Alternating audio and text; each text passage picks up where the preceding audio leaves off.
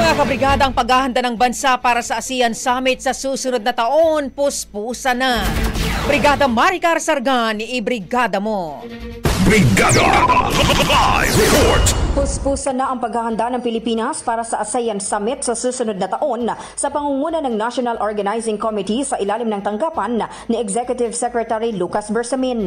Sa Bagong Pilipinas program, sinabi ni Department of Foreign Affairs Secretary Enrique Manalo, araw-araw ang ginagawang pagpupulong upang tiyakin ang maayos na pag-host ng bansa. Ayon pa kay Manalo, sinimulan nila ang mga paghahanda noon pang nakaraang taon, kabilang ang pag-aayos ng logistics at pagsasaayos ng mga pulong na magaganap. Kabilang sa mga pangunahing isyong tatalakayin sa summit, ang sitwasyon sa Myanmar, ang Code of Conduct sa South China Sea at ang pagiging miyembro ng East Timor o Timor-Leste sa ASEAN.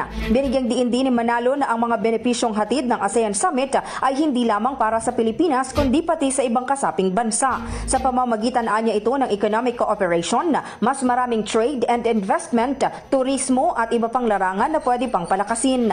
Nakaangkla umano ang lahat ng ito sa ASEAN Vision 2040 na may layuning patatagin ang ASEAN Community para sa mas matibay na ugnayan at kaunlaran sa rehiyon.